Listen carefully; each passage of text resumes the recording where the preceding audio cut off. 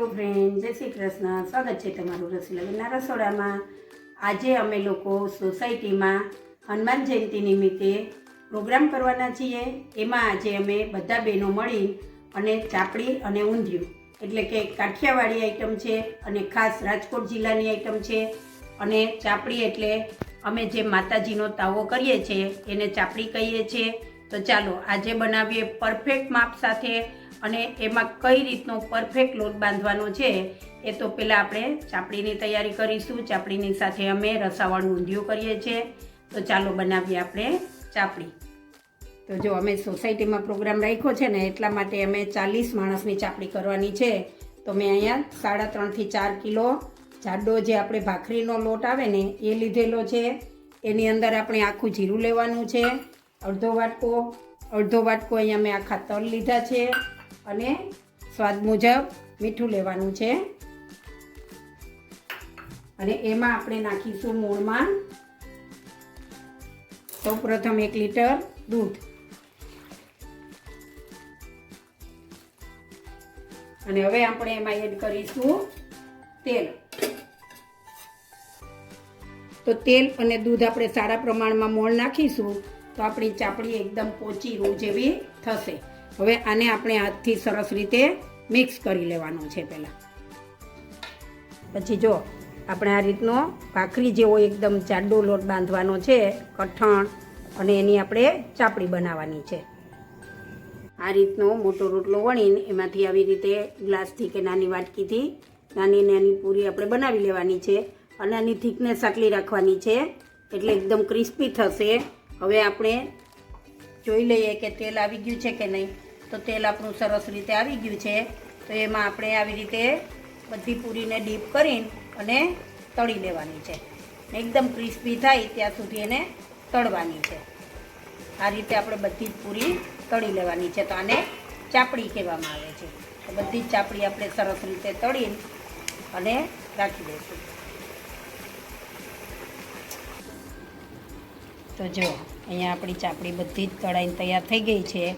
આ રીતે ચાપડી તળી લેવાની છે. આટલી એને ક્રિસ્પી થવા દેવાની છે. અને આ રીતે બધી જ ચાપડી અમે તળી લીધી છે. અને ચાપડીને અમે આ રીતે જે ચૂરમું કરીએ ને એ ચૂરમું કરી લીધું છે. તો આ રીતનું ચૂરમું કરી લેવાનું છે. આપણે જે આ ચોપર આવે છે ને આ ચોપરની મદદથી આપણાથી સરસ રીતે ચૂરમું થઈ જાય છે. એટલે આ રીતે ચૂરમું કરી લેવાનું છે. હવે આપણે શાક વઘારવાની તૈયારી કરીશું. તો જો ચાપડી માટે ઊંધિયું બનાવવાનું છે એના માટે અમે શાક સમારી લીધું છે. તો આમાં અમે રીંગણ, દૂધી, ગલકા, તુરિયા, બટેકા, શક્કરિયા બધી જ વસ્તુ આપણે જે લીલોતરી શાકની આવે એને ઝીણું કટિંગ કરી લીધેલું છે. અને હવે આપણે આમાં દાણા યુઝ કરવાના છીએ. તો પહેલાં આપણે એમાં લીધા છે તુવેર દાણા, એમાં આપણે લીધા છે વટાણા, હવે આપણે લીધી છે એમાં લીલી ચોળી,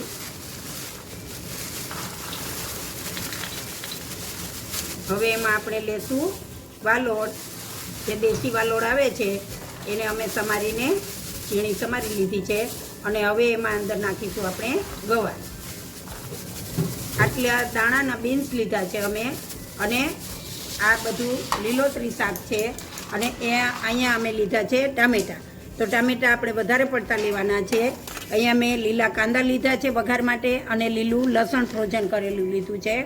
તો આપણે લીલું લસણ અને કાંદાનો વઘાર કરીશું. તો જો શાક વઘારવા માટે આપણે અહીંયા મોટા કુકરમાં તેલ મૂકી દીધું છે. એની અંદર આપણે રાઈ એડ કરીશું. રાઈ ફૂટી જાય એટલે એમાં આપણે જીરું એડ કરી દઈશું.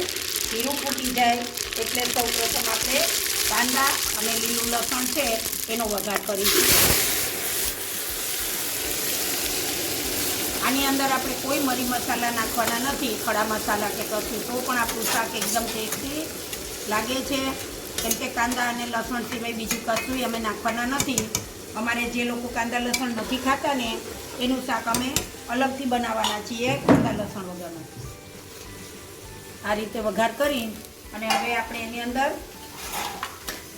ટામેટાં એડ કરી દઈશું. ટામેટાં આગળ પડતા લેવાના છે કેમ કે ટામેટાની ગ્રેવી સરસ થાય તો શાકનો ટેસ્ટ સરસ આવે છે. ખટાશમાં ટામેટાં સિવાય બીજું કશું લેવાનું નથી. હવે આપણે ટામેટાને થોડા ચડી જવા દઈશું, પછી બધું શાક આપણે એડ કરીશું.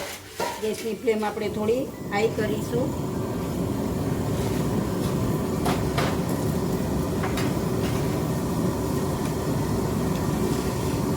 હવે એની અંદર આપણે આદુ એડ કરી દઈશું.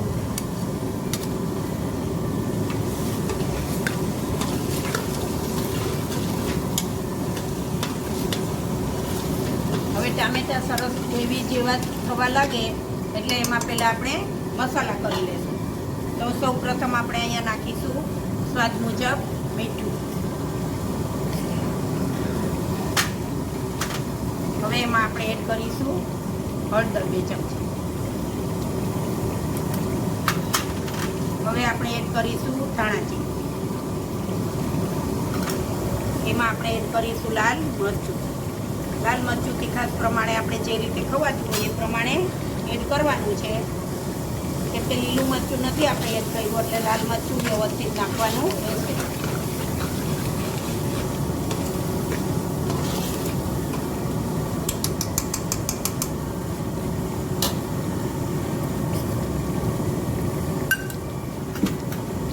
હવે આપણે આ બધા શાકભાજી એડ કરીશું.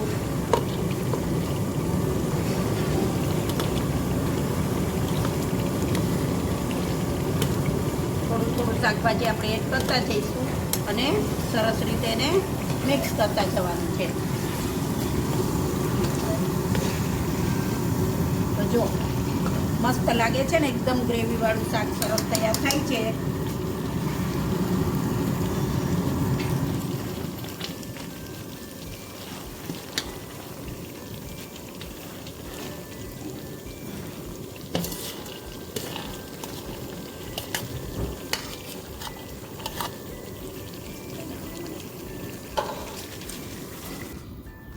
તો જો આપણે બધી જ સબ્જી અંદર એડ કરી અને મસ્ત શાક તૈયાર થઈ ગયું છે. હવે આમાં આપણે ઉપરથી થોડી ખાંડ એડ કરીશું, કેમ કે આપણે ટામેટાં વધારે પ્રમાણમાં લીધા હતા અને રીંગણ ને બધું હોય છે એટલે આપણે 2 ચમચી ખાંડ એડ કરી છે. અને હવે આને આપણે સરસ કુકરને ઢાંકી અને 4 થી 5 સીટી થવા દઈશું. તો જો આપણા શાકમાં સીટી વાગી ગઈ છે અને વરાળ સરસ નીકળી ગઈ છે.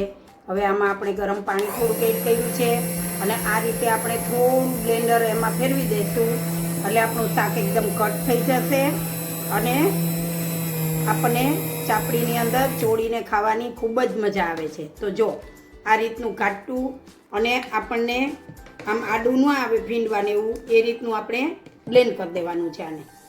હવે આને આપણે સર્વ કરીશું. જો આજે અમે સોસાયટીમાં હનુમાન ચાલીસા 7 વખત 7 વાગ્યાનો ટાઈમ રાખેલી છે. અમે હનુમાનજીની સ્થાપના કરેલી છે. અહીંયા અમે પ્રસાદી મૂકેલી છે અને આ અમે મહાઆરતીનું આયોજન કરેલું છે. તો બધા જ લોકો આરતી લઈને આવેલા છે. હવે અમે હનુમાન ચાલીસા ચાલુ કરીશું. તો જો સોસાયટીના બધા જ બહેનો સરસ સાડીમાં સજી ધજીને આવી ગયા છે અને હવે અમે હનુમાન ચાલીસા ચાલુ કરી દઈશું. 7 વખત અમે હનુમાન ચાલીસા બોલવાના છીએ. અમારા સોસાયટીના ભાઈઓ પણ ટાઈમ કાઢીને અહીં આવ્યા છે. તો અમે હનુમાન ચાલીસા સ્ટાર્ટ કરીશું. શ્રી ગુરુ ચરણ સરોજ રજ બરનૌ રઘુબર વિમલ જસુ ચોદાયક ફલચારી बुद्धिहीन तनु जानिके सुमिरो पवन कुमार बल बुद्धि विद्या देहु मोहि हरहु कलेश विकार जय हनुमान ज्ञान गुण सागर जय कपीसति लोक उजागर रामदूत तुलित बलधामा अंजनी पुत्र पवन सुत नामा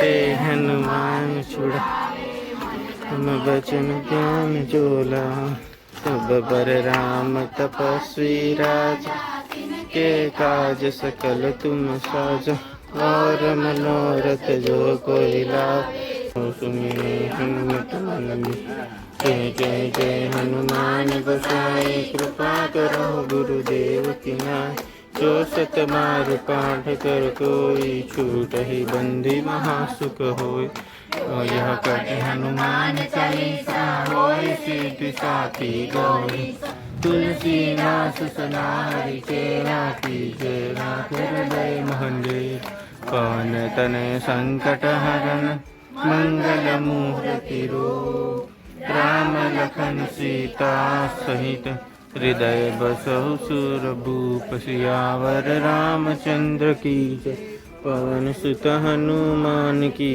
जय उमापति महादेव की जय कुलरे सत संतन की जय। જો હનુમાનજીને થાળ ધરાઈ ગયો છે, પ્રસાદી પણ આવી ગઈ છે. હવે અમે હનુમાનજીની આરતી કરવા જઈ રહ્યા છીએ. તો અમારા બધા જ બહેનો જો આરતી સજાવીને અને આવ્યા છે. ખૂબ જ સરસ બધા આરતી સજાવીને આવ્યા છે. જો અમારી સોસાયટીના બધા જ બહેનો ઉત્સાહથી આજે હનુમાનજીની આરતી કરીશું અને પછી હનુમાનજીને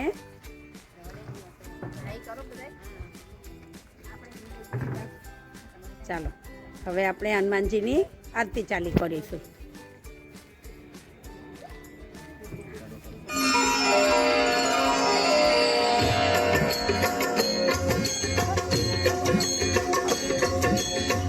आरती कीजे हनुमान लला की दुष्ट दलन रघुनाथ कला की आरती कीजे हनुमान लला की लंका स्वकोट समुद्र सिखाई जात पवन सुत बार न लाई आरती कीजे हनुमान लला की लंका चारी असुर संहारे તો અમે હનુમાનજી દાદાને થાળ ધરી દીધો છે. હવે અમે હનુમાનજી દાદાનો થાળ ગાઈશું. તો બધા જ બહેનો અને ભાઈઓ અમે હનુમાનજી દાદાનો થાળ ગાઈશું.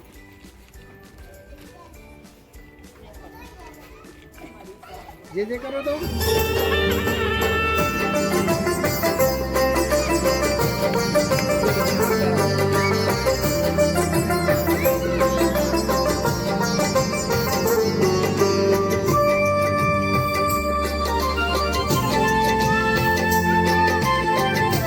હનુમાન દાદા જમવા વેલા આવો ને સારંગપુરના હનુમાન દાદા જમવા વેલા આવો ને જમવા પધારો વેલા જમવા પધારો ને જમવા પધારો વેલા જમવા પધારો ને સાળંગપુરના હનુમાન દાદા જમવા વેલા આવો ને સાળંગપુરના હનુમાન દાદા જમવા વેલા આવો ને. જો આજે અમે જે હનુમાન ચાલીસા કરીએ છીએ દર શનિવારે એને 1.5 વર્ષ પૂરું થઈ ગયું છે. અને જો અમારા બાલ બચ્ચા બધા અવાજ કરે છે એટલે બધા માફ કરજો. હવે અમે 1.5 વર્ષથી કન્ટિન્યુ એક દિવસ કોઈ દિવસ પાડ્યું નથી. કદાચ જો અમે હાજર ના હોય બહેનો તો 1 કે 2 બેન હોય તોય દર શનિવારે અમે હનુમાન ચાલીસા કરતા હતા. એટલે આજે 1.5 વર્ષ પૂરું થયું છે. એના નિમિત્તે અમે આજે હનુમાન જયંતિના નિમિત્તે આજે એક નાનો પ્રોગ્રામ રાખ્યો હતો. અમે હનુમાનજીની 7 વખત હનુમાન ચાલીસા કરી છે અને હનુમાનજીની આરતી કરી છે, હનુમાનજીને ભોગ ધરાવ્યો છે. અને અમે આમનામ કન્ટિન્યુ હનુમાનજીની સેવા કરીએ એવા હનુમાનજી પાસે આશીર્વાદ માગવા માટે આવ્યા છીએ. અને હવે અમારું જે લક્ષ્ય છે તે અમારી ચાપડી અને ઊંધિયું અમે જમવાના છીએ. તો આવો તમે બધા જમવા. અને એક અમારો જે પ્રોગ્રામ છે એ ભાઈ RSS વાળા છે અમને કહેશે. આવો અરજીભાઈ. અમને આ રામજી ભગવાનનો ફોટો આપવામાં આવ્યો છે ધર્મ જાગરણ સમન્વય ગુજરાત અને જાગૃતિ હિન્દુ સંગઠન માટેનું આજે અત્યારે બધે ચાલે છે એમાંથી અમને આ ફોટો આપવામાં આવ્યો છે. તો અમે બેનો હનુમાન ચાલીસા કરીએ છીએ તો હનુમાનજીના ફોટા સાથે હવે અમે આ રામજી ભગવાનનો ફોટો પણ દર વખતે ત્યાં રાખીશું અને પછી અમે હનુમાન ચાલીસા કરીશું. તો બોલો જય શ્રી રામ. જો આપણે જે ચાપડી ઊંધિયાનો પ્રોગ્રામ કર્યો તો એમાં મોજ લે છે અમારા ભાઈઓ. અમે પહેલાં ભાઈઓને પ્રાયોરિટી આપીએ છીએ, ભાઈઓ જમી લઈએ પછી જ અમે જમીએ છીએ.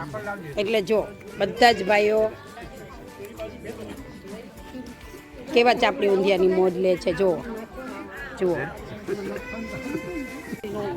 આમાં જેરી કરી નાખો મને થોડું. હવે અહીંયા રાખીએ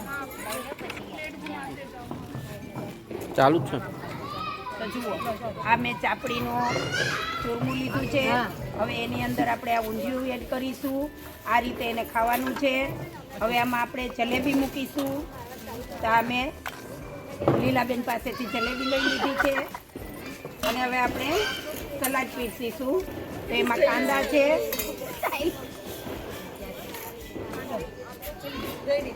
એમાં આપણે લેશું કાકડી.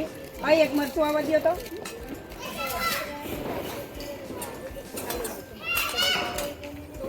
એમાં આપણે લેશું લાલ મરચું અને આને આપણે આવી રીતે ચોળી અને ખાવાનું છે. તો જો તમને આ મારી ચાપડી ઊંધિયાની રેસીપી કેવી લાગી એ મને કમેન્ટ બોક્સમાં જણાવજો. અને ખૂબ જ ટેસ્ટી બની છે, ખૂબ જ સરસ, બધાને ખૂબ મજા આવી છે ખાવાની. તો આવો તમે પણ ચાપડી અને ઊંધિયું ખાવા. અને તમને આ મારી રેસીપી ગમી હોય તો મારા વિડીયોને લાઈક કરો, શેર કરો અને મારી ચેનલને સબસ્ક્રાઈબ કરો.